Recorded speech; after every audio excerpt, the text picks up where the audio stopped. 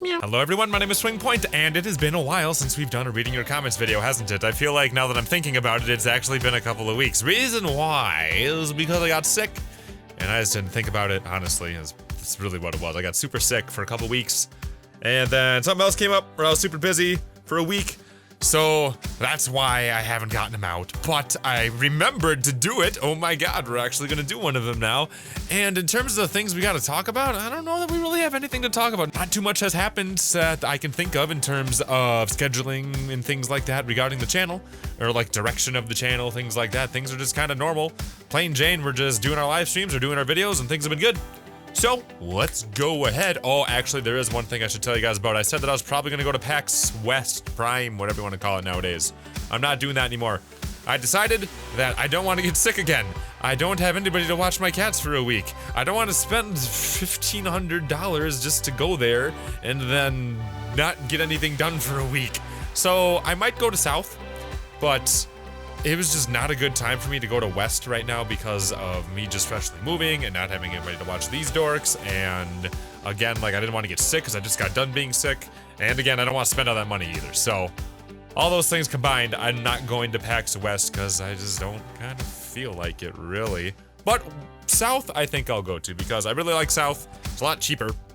And it's something about going to 80-degree weather in the middle of January when I live in Wisconsin all the time. Sounds really, really, really nice to me. So, South I'm still much more likely to go to than West. Well, I'm definitely not going to West now, but yeah, now you know. Anywho, let's go ahead and read some comments because we haven't done that in a while. So, first one. I would like to know more about Swing's mother, smiley face. I don't think there's really that much to talk about with her.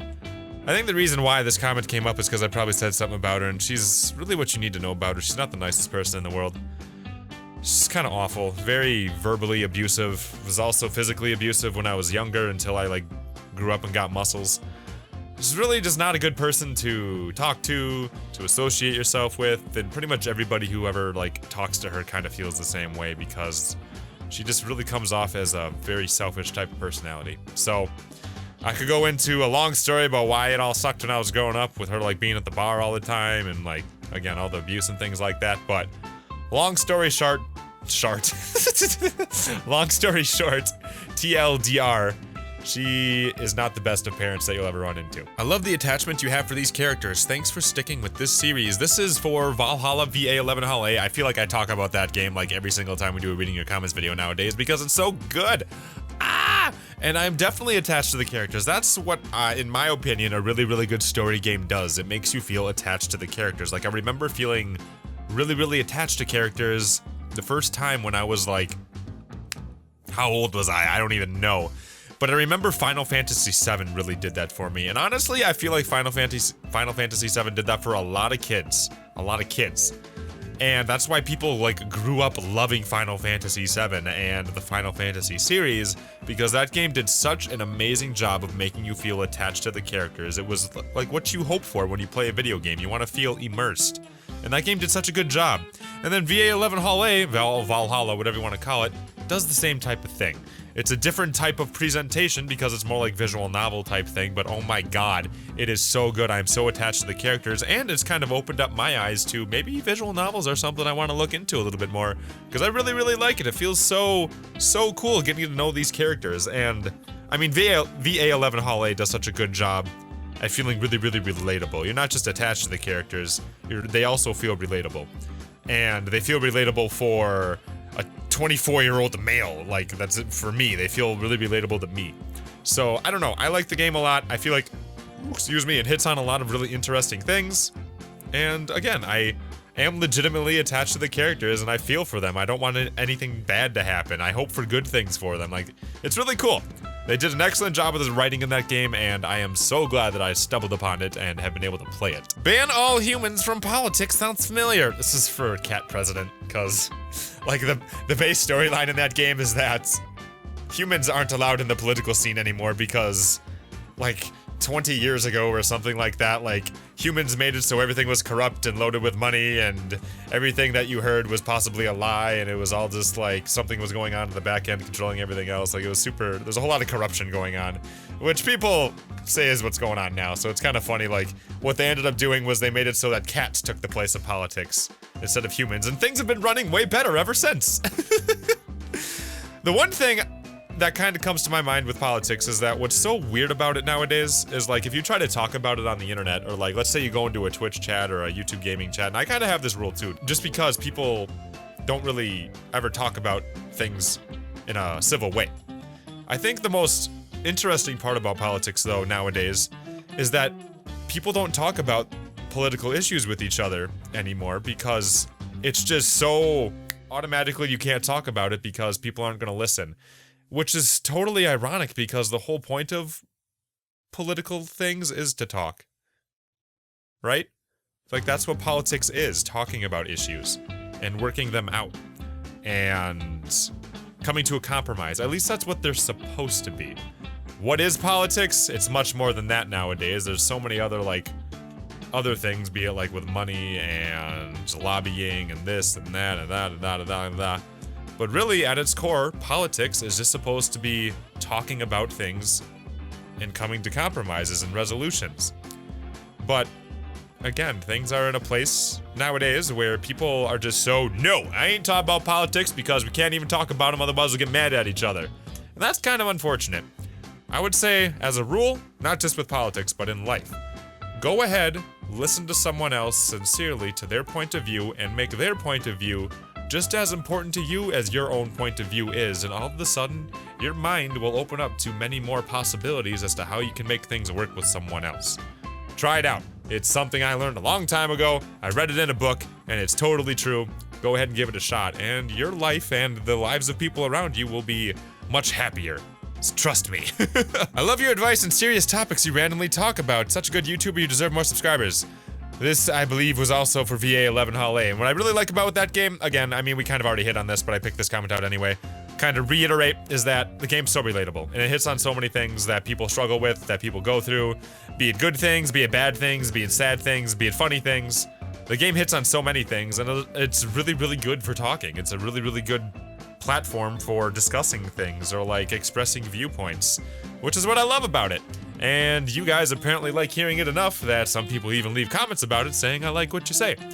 And again, I really like the game. It's a great game. You guys should really check it out if you haven't, because even though you're watching my playthrough of it, or some of you are, you get a different experience if you play when you play too. Like, because there's like 6 different endings, and there are different dialogues that come up based on how you serve drinks or what you give people and things like that, or how you treat Jill. So go ahead, check the game out. It's a lot of fun. I like it a lot, and you'll probably get a different experience anyway, which is part of what makes the game beautiful. What happened to this little series? I wanted to see more of it. Probably talking about Pocket Mirror. So what happened with Pocket Mirror? I've talked about this on live streams quite a few times, but I haven't talked about it in a video yet. So with Pocket Mirror, I kind of ended up finding out that the game is ridiculously long, like way longer than I was expecting. I was expecting it to be like, I don't know, an average RPG Maker horror game that's, I don't know, maybe like 5 or 6 episodes, 7, 8 max. But I have a feeling it's gonna be way longer than that based on what people have been telling me, like multiple parts, like almost as long as VA 11 Hall A. And I don't like doing super long series. And what I mean by long, like let's say like 15, 16, 17, 20 plus parts that are all like a half hour to 40 minutes long. Now, I don't know if Pocket Mirror is that long, like 20 parts long, but I do know it's a very long game, and it's good, but I don't know that I was so inspired by it that I wanted to keep playing through it that much. I'm probably done with Pocket Mirror. Will we ever play it in the future? I don't know, maybe. I'll have to think about it. I'll have to look into it more. I don't know. But don't hold your breath on me completing the series. So like, let's say you've really been waiting for me to get the game done, and you're like, well, what the heck, SwingPoynt? I've been waiting on this game. I haven't been watching anybody else because I want to keep up with you. Go ahead, check someone else out. My friend, the Manly Badass Hero, he like smashed through that game like right away. And he does a lot of that type of stuff with RPG Maker stuff. A lot more like what's the word, like anime, Japanese type games. So go ahead, check out his channel, and you will definitely find a lot of things you like, because he's covered like everything in way more depth than I ever have. So, do you not stream on Sundays? Nope. I probably streamed on Sunday once or twice, but as a rule, no, I don't. My schedule right now, we'll see what that turns into, is Wednesday, Friday, Saturday. Wednesday is 5 p.m., Friday is 5 p.m., Saturday is 7 p.m. All of these are Central Time. I might end up moving the Wednesday because I might start helping out with Zumba at a Y that's close to me. So my schedule might have to change based on that, and I figure if I move from like a Wednesday to a Thursday, that's not a big deal. One, because we used to do Thursdays. Two, because I live stream. I can just kind of pick whatever night I want, right? And it's a weekday, so it's not like I'm losing like a weekend day, like a Friday or a Saturday. That would be a bigger deal. But like if I move from a Wednesday to a Thursday to a Tuesday, who really cares, right? So we'll see as to what my schedule's gonna be, but to answer your question, no, I do not typically stream on Sundays, but make sure you're following me on Twitter, because I do surprise streams every once in a while. I've done surprise streams on Tuesdays, on Sundays, on Mondays, you never really know. But we always do our 3, unless something comes up, the Wednesday, Friday, Saturday, and then sometimes I add a 4th or 5th one, depending on the week and what's coming out and things like that. Hey Swing, I got a question for you. What software do you use to edit your vids? I really would like to know. And then underneath this one, I believe there was also another commentary. It's like, specifically, what do you use for voice effects? So like, every once in a while, I'll like deepen my voice, or I'll go ahead and I'll make someone sound really far away or something like that, or I'll do something. And I can do all of that in Premiere Pro, Adobe Premiere Pro. It's a part of the Creative Cloud from Adobe. If you're really interested in just like audio, and specifically audio, and be it like digital remastering of songs and things like that, I would go ahead and look into Adobe Audition if you want to know what SwingPoynt uses. I mean, I'm not that big into audio. I am vaguely familiar as to some of the things that you can do to like clean up voices and things like that, but for the most part, I just use Adobe Premiere Pro. Every once in a while, I'll touch After Effects. Every once in a while, I'll touch Adobe Audition. Photoshop is what I use for thumbnails, and if I ever want to do something that's like super big, cartoony image, I'll use Adobe Illustrator. I'm vaguely familiar with a lot of the Adobe programs. I'm pretty familiar with Photoshop and Premiere Pro though. Like I'm pretty confident in those two. Everything else I touch every once in a while. So it's kind of like when you learn a little bit of like another language, and then you like don't use it for like ever, and then you like kind of remember bits and pieces of it when you try to go back to it. That's how I am with the rest of my programs outside of Premiere and Photoshop. Swing thinks everything is a dick, I swear, lol. I do not think everything is a dick. I think that is just a freaking liar, you liar pants. No penises. Alright guys, that's all we have for today. I don't know how long we've been talking for. I don't know how many questions I answered or comments I talked about, but that's all we got time for. This should be coming out on a Friday, right? Yeah, Friday. So that means there's going to be a stream tonight, 5 p.m. US Central, if you want to go to check out the link. It is going to be in the description down below. Ooh, that's actually something I didn't tell you guys about. Ooh, so YouTube is actually doing some things on their side of things to try and make it so that we can stream all on one URL and have all the benefits of streaming on events all on your Live Now page. So it might all just be on like youtube.com/swingpoint/live instead of like youtube.com/ like you usually have with a video URL. I don't know, maybe we'll be trying that out. We'll see. Either way, you'll have a link in the description down below. So thank you guys so much for watching this. I appreciate it, and I will see you in tonight's live stream.